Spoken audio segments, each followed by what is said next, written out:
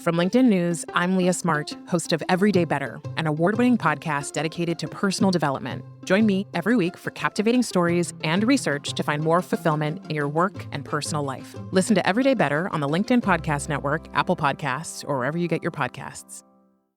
The HP AI PC breaks language barriers instantly by translating up to 44 languages in real time, powered by the Intel Core Ultra processor. With the right tools, work doesn't have to feel like work. Learn more at hp.com/AI PC.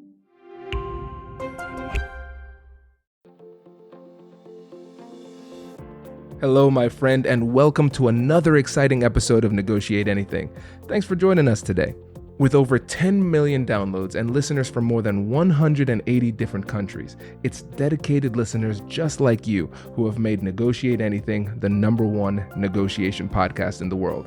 I'm your host, Kwame Christian. I'm a business lawyer, mediator, author, and the proud CEO of the American Negotiation Institute. Now, before we get into today's insightful conversation, I have a golden opportunity for those of you who recognize the power of negotiation in your professional lives.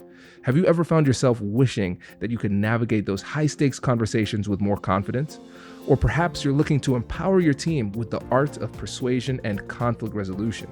At the American Negotiation Institute, we've crafted specialized keynotes and workshops tailored for those very needs. We've transformed the negotiation skills of professionals worldwide, and we're eager to do the same for you. We believe the best things in life are on the other side of difficult conversations, and our goal is to help you improve your lives and the lives of those around you, one difficult conversation at a time. Don't let another challenging conversation leave you second-guessing. Click the link in the description to discover how we can help you find confidence in conflict, negotiate better deals, and have stronger relationships. Because in the world of business, every conversation counts. And now, without further ado, let's jump into the interview. David, thanks for joining us today. There's no better place I'd rather be. And another Buckeye fan, I got to be here with you. Go OH. I-O. That's my man. Well, I appreciate the opportunity to share with your community and share with my community two like-minded, open-hearted, open-handed people. Absolutely. Well, let's get started, man, with just tell the listeners a little bit about yourself and what you do. Sure. I'm a speaker, author, and entrepreneur. I do a variety of things. I have one of the most eclectic backgrounds of anyone that you'll meet. I was born in Akron, Ohio, and into the world of scarcity, I call it. And I wanted to be rich to buy my mom a house and a car. So I went to law school to be an oil and gas litigator. And out of law school, ironically, I got offered a second job that paid more than an oil and gas litigator. And that was to work in the internet. And despite my mom, who I love so much, telling me that the internet would never work, it's a fad, you're going to lose all the opportunity of being a lawyer, I went into the internet in 1992. By 1993, I was a millionaire. 95, we exited for a small bit, 3.4 billion in 95, which led me to the Silicon Valley, where I doubled down on the technology understanding that I have. And I always say I am good because I had a technology understanding. I'm still good because I have an understanding of technology. I can't code, right? I'm not a technologist. In fact, I hire people to tell me the business issues that are involved in technology, but I was really good at that. So I raised hundreds of millions of dollars in the middleware space. I landed a job 99 at 31 years old as CEO of Samsung's first smartphone division. It was not even called a smartphone. It was called a convergence device because it converged a laptop and a phone. It was a Windows device. It was a Windows C device. And with all of that background, the law degree, playing college football, all the things that I did, it aggregated and it evolved into giving me an opportunity where I met a gentleman named Lee Steinberg. He ran Lee Steinberg Sports and Entertainment. Most people know Lee. They actually based the movie Jerry Maguire about Lee and our firm. And so I somehow, with a law degree, being an average Division III football player who dreamed of playing at Ohio State, ended up not only being CEO of Samsung's phone division, but actually ended up being the CEO of the most notable sports agency in the entire world that they made the movie Jerry Maguire about. And then, even luckier, My office was right next to a man named Warren Moon, the Hall of Fame quarterback, who he and I spun off a sports marketing company and called Sports One Marketing, a global sports marketing company, which we built to an incredible business that was based off of making a lot of money to help a lot of people and having a lot of fun around the biggest sporting events: Super Bowl, Pro Bowl, Masters, Kentucky Derby, Breeders' Cup, ESPYs, Emmys, Oscars, Grammys, national championships for Ohio State beating Oregon, all kinds of great events that we would do. And then, lucky me, the COVID hits, and I have to hire all of my employees to work for Dave Meltzer Enterprises because there's no Super Bowl, Pro Bowl, Masters, Kentucky Derby. And so I leaned into my brand, which I already had written books, I spoke, I had podcasts, but I really leaned in the last 3 years to build a brand with one mission in mind, not just to make a lot of money, help a lot of people, and have a lot of fun, but my mission got much bigger. I realized I was limiting myself. So because I know how to make a lot of money, help a lot of people, and have a lot of fun, my mission became to teach other people to do that, to empower over 1 billion people to be happy. What do I mean by be happy? I've never met anyone in my life that does make a lot of money, that helps a lot of people with that money and has a lot of fun with that money, that isn't happy. And so I've been on a mission to help empower the world, to change the world. You can't stop me. I know people laughed at me, scoffed at me, and made fun of me when I started. I know people still laugh at me, scoff at me, and make fun of me today, but I don't care because I'm going to change the world. I'm going to create a collective consciousness of plain old happiness. Oh my goodness. It's one of those things, man. Sometimes I forget that I'm the host. I was just like, man, I love this podcast. This is great. Right. I'm all hyped up. This is great, man. And listeners, think about David's background here. There are so many different ways we can go. And so I asked David the question I ask everybody when we come on the show: where is your energy taking you? Like, what's most excited around human interaction? And you had a really simple answer. And it was the size, scope, and scale of the audience. You were talking about community. And so with all of that in mind, what made you focus on community today? And it was really understanding it. I try to simplify everything. I have all these like simple statements. One that's blowing my mind right now. How about this one? I can't understand why people won't say thank you. Everybody agrees with me that gratitude changes your life. So I teach people to say thank you before they go to bed and when they wake up. But everybody can't do it, including it took me 9 months. I teach this stuff, but it took me 9 months before I could do it every day without missing for 30 straight days. Why is that? Talk about simplicity. Here it goes. Things that are simple to do, unfortunately, are simple not to do. That's deep, man. I know, but this is changing my life, that little statement, because now I know how to get people to do shit, because I know if it's simple, that means that unfortunately it's simple not to do as well. So when I looked at this idea of where we were going and the biggest opportunities, the options, and the touches of favor, when I knew that my frequency was my neighborhood, because I come from Akron, Ohio, like your wife, and I tell people all the time, I have great options, opportunities, and touches of favor because my frequency is my neighborhood, and the neighborhood's so big. See, when I was living in Akron, Ohio, I could be sitting in a lawn chair in the projects where I grew up, single mom, 6 kids. You and I could be sitting right next to us in those projects on lawn chairs, drinking Colt 45s, and I could turn to you and I say, man, Kwame, I got the best idea in the world. It's called Uber, right? I'm going to change transportation around the world. And you look at me and you say, oh man, Dave, that is an amazing idea. And guess what? Because our neighborhood is the projects, you and I would just have a great idea. But today we're not locked into the projects. You can be in the projects, and with an internet connection or a mobile phone, we now have a neighborhood that exists with 7.6 billion people, where your frequency, your essence, your skills, your knowledge, and your desire will resonate with someone, not just someone, but with millions of people. We don't understand the size, scope, and scale of this audience, this potential community of frequency, a shared environment of people that are willing to what? Number one, I want people around me that are willing to help each other And even more importantly, because of the sky, scope, and scale, I want a group of people around each other that know people that can help us. That's even more powerful. You know how many kids I meet? The 19-year-old kid who's like, Mr. Meltzer, you changed my life. You gave me a 5-minute phone call. You talked me into staying in college. You talked me into leaving college, whatever I talk them into that I think is best for them. Then they're like, oh, by the way, my dad wants to thank you. And then their dad gets on the phone going, oh, I'm CEO of so-and-so, and I'd like to hire you to keynote my annual meeting for, $100,000. All because I helped a 19-year-old. I didn't help the 19-year-old for the money. It's the frequency in the neighborhood of the people who want to help you and know people who want to help you. And that's the idea. I don't want people to limit themselves to the projects of Akron, Ohio. You have 7.6 billion people in your neighborhood. 10% are going to love you no matter what. 10% are going to hate you no matter what. That's frequency. No matter what. I could sit on your podcast and I could say the for 30 minutes.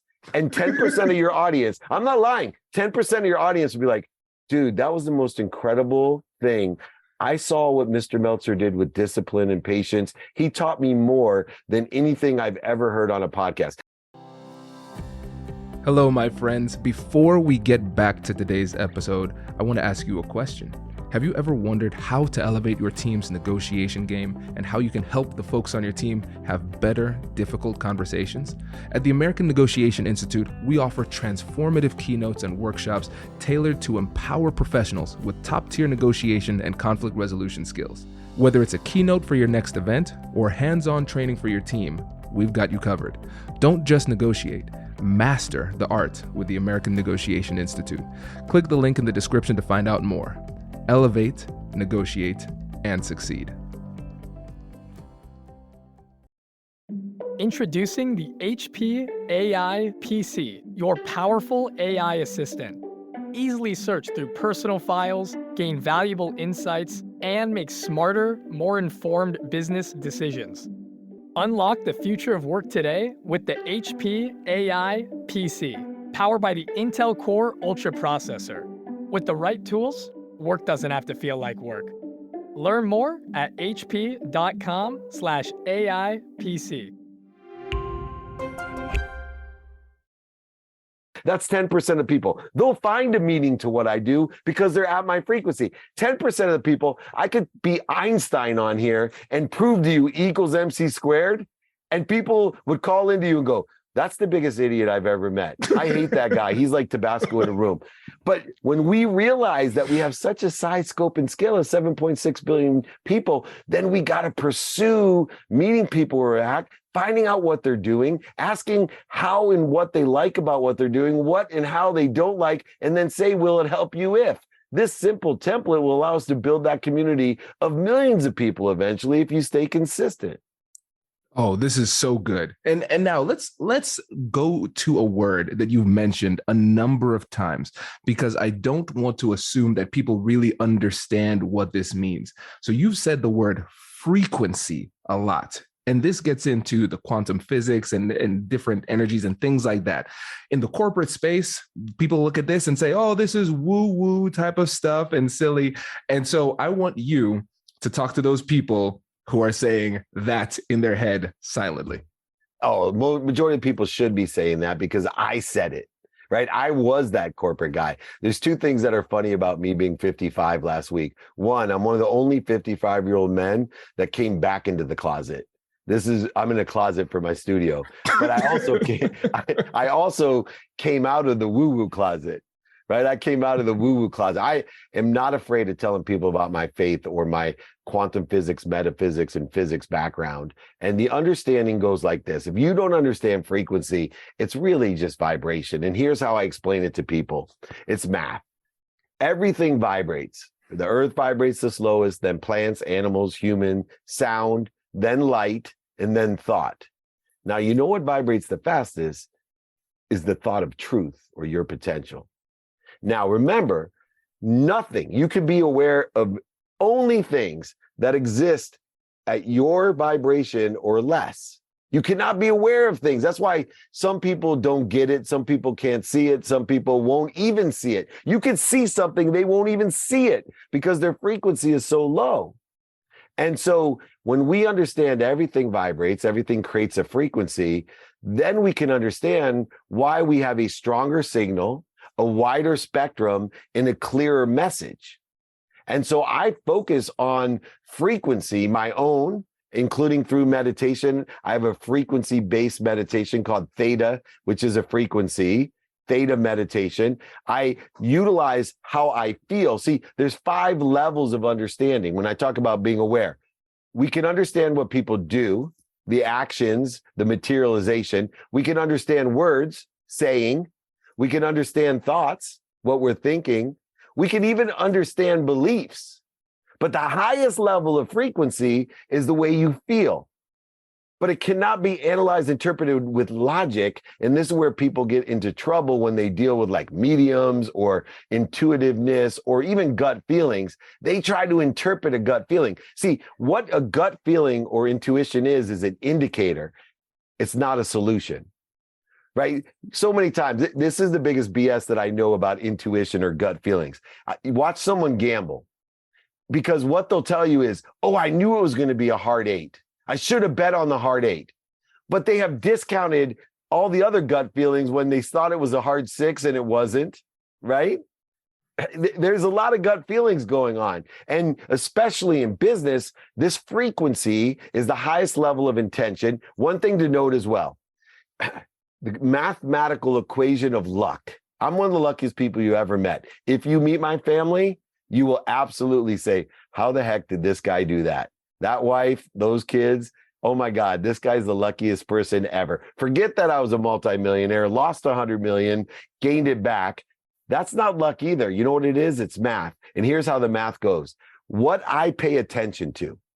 I know what I want every day in a trajectory of what I think I want, making sure I give the meaning of the inflection points and defining moments of my past. My historical references are also aligned with what I think I want in the future. But I know what I want. I pay attention to that. Then I give intention to it by doing everything I can in that trajectory today of what I think I want in the future, of saying everything, words mean something, of thinking everything, of believing it, and feeling it. And I use my gut as an indicator to raise my awareness that, hey, stop. See, when I get a gut feeling, I don't think that's the answer, right? I say, stop, there's more to learn here. It's time to be more interested than interesting. And for me, it's turned into an understanding of how the 5 levels of intention work. Why? Because the mathematical equation of luck, get your pencils out. This is it. If you want to be lucky, this is all you got to do. Attention plus intention equals coincidence, the coinciding of the universe with what you want or better. I have never met one person that put their attention on what they wanted, put their intention into the attention, that didn't end up with what they wanted or better. Oh my God. Okay. So let me tell you something, David. All right. We've rescheduled this interview a number of times, right? And so I have been very skeptical of like quantum physics and vibrations and things like that. Now, last week I went to California. Great start to a story, right? And I was part of this this presentation out in San Diego, and there was mindfulness and meditation, and then we did this whole this sound bath with crystal bowls doing vibration. And I was kind of making light of it. I was like, "Oh, we can do a sound bath." I thought all these years, I was just bathing in water. I didn't know that we could bathe in sound. I think it's nonsense.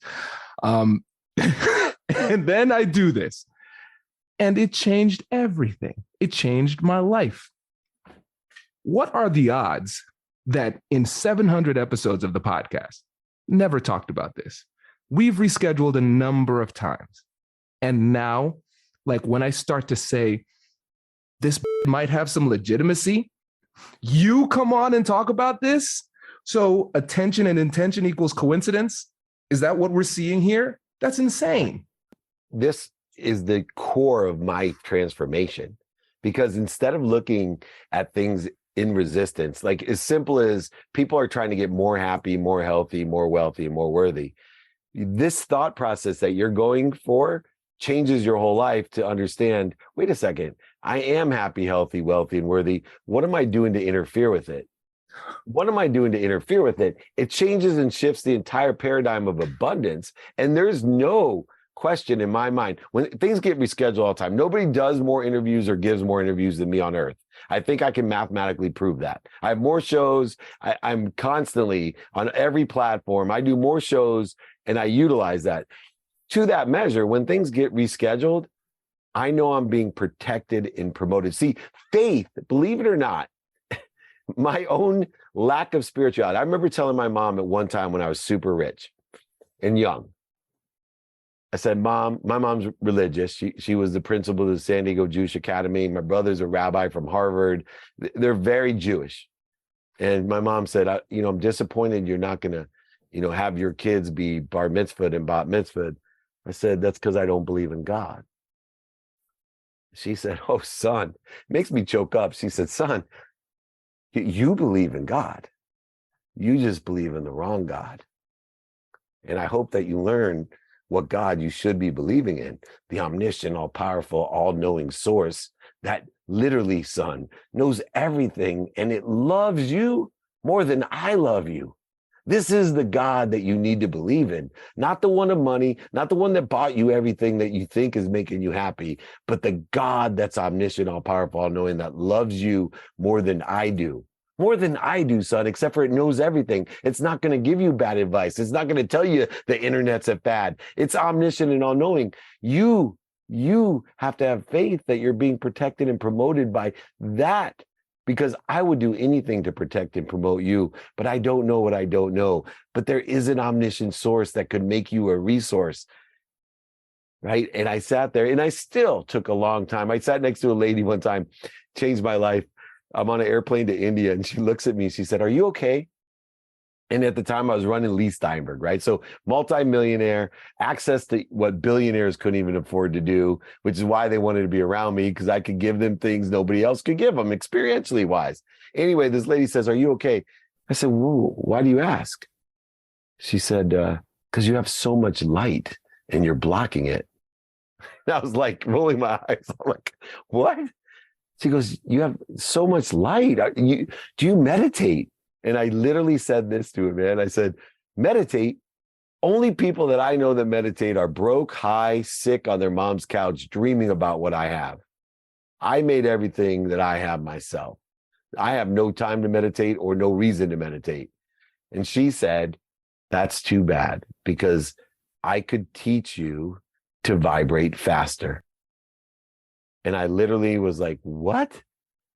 Right? The vibration, the frequency. And then she went through and taught me everything vibrates, or blah, blah, blah. Everything I said today, I learned from Dr. Sangeeta Sai. And then she convinced me to go to a meditation workshop. My first experience, just like you had yours. And then right afterwards, I met this guy, Lee Brower, that was in the movie The Secret, the gratitude stone guy. And then he introduced me. The next thing I know, I'm writing books. I'm on the transformational leadership. I'm in the movie Beyond the Secret, Think and Grow Rich. It just went on and on. No coincidences. It's that people like my mom and people like Dr. Sangeeta Sai, and hopefully me, to all your community and mine, help to raise the attention and change your intention so that you have better coincidences combined with faith that you're being protected and promoted. So when they told me that we rescheduled again, most guys in my position, this is what they would say, excuse my language, F him, right? I got to need to be offended. Dave Meltzer's not important enough. You can't find 15, 30 minutes for Dave Meltzer. Blah, blah. This is how I used to think years ago. Not anymore. I tell my team, hey, please thank him, right? It'll come at the right place at the perfect time. I'm being protected and promoted. You're being protected and promoted. And if anyone, got to see it here, if you're not experiencing what I am with you, then you don't get being protected and promoted, because it could not have happened at a better time and a better place, this interview. And so many people are going to love this. It's perfect. And my mind is blown. I'm going to need to spend some time in meditation and let this sink in, David. Well, we'll do this again, man. We'll do this again. For sure, man. And one last quick thing, because I know you have to run.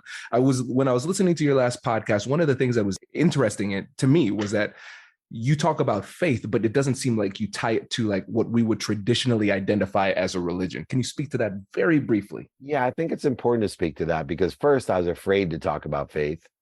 And then I had to practice figuring out how can I resonate with everyone, because I believe everything's one. And I believe inclusive in that one is many religions. Inclusive in that one is many philosophies. Inclusive in that one is many spiritualities. Even including within philosophy, spirituality, and religion, there's many different beliefs within the same religions, philosophies, and spiritualities. Same ones, different meanings and different things. So I have practiced articulating what this is, this frequency or faith, how faith works, so that hopefully, instead of separating us as conservative, reform, or orthodox, Christian, Judas, Buddhist, Muslim, whatever, instead of separating us, hopefully the way that I articulate the meaning of faith resonates with everyone, and then you can make it your own. You can define it how you want. You can make it what you want, but at its core, it's really simple to me. I believe that you have to believe there's something bigger than you that loves you more than your mom. Name it what you want, practice it how you'd like, but please, if you want to live in protection and promotion like I do, if you want to live in abundance, if you want the coincidences to exceed your expectations, just start with, I believe there's something bigger than me that loves me more than my mom. Therefore, when I go bankrupt and lose over $100 million, I'm not being punished. It saved my life. It saved my marriage. It promoted me and protected me to a level of awareness to empower over 1 billion people in my lifetime to be happy. I was blessed by what other people see as punishment, by what others see as a mistake, a failure, or a setback. If you're not making mistakes, then God's made a mistake because you're not supposed to be here. This is the place for mistakes. Be protected and promoted by them. And I promise you'll make a lot of money. You'll help a lot of people, and you'll have a lot of fun. David, this was incredible. And let me put a little negotiation bow on this. Yes, everybody. And if you tie into this, you will become better negotiators, of course. So let me tie in negotiation real quick, because I will, because this does apply. So negotiation to me, I was at, Lee Steinberg wrote a book that's very famous on negotiation. I've been trained in negotiation. I'm one of the world's greatest business negotiators. And I used to negotiate by trade, what I call a zero-sum game, winners and losers. And I know Chris Voss won't like this. I believe the greatest negotiation is those who live in a world of value add, those who challenge themselves to create a situation where everybody can win by asking simple questions. One, what are you doing today about solar? What are you doing today about X? What do you like about it? And what don't you like about it? And if we can add what people like and take away some of what people don't like and create and articulate value to exceed that expectation of what we're asking for, it's the best form of negotiation. And I'm happy to dive into your community. I have an open-ended question template that simplifies negotiation in a value add world where everyone wins, where when somebody helps you, they win. When you receive, you win. When you give, you win. When you witness giving and receiving, you win. Don't live in a zero-sum game of negotiation. Live in a value-add world of abundance. There's more than enough for everyone. There's more than enough of everything for everyone. You just have to co-create it with that individual. Thank you so much. I'm coming back on. You're coming on my shows. We'll see you soon. I appreciate you, brother. Thank you. Thank you. Take care. Good. Congratulations, you've just joined an elite club. By listening to a full episode, you're now officially on the Negotiate Anything team. So welcome aboard. What most team members do is they subscribe to the podcast because that allows them to automatically get the latest episodes of the show. The best things in life lie on the other side of difficult conversations. Keep learning, keep practicing, and keep getting better. Your relationships will improve, your career will soar, and you'll have the confidence you need to get the most out of these crucial conversations. Again, thank you for joining the team. We're excited to have you, and I will see you in the next episode. I'll catch you later.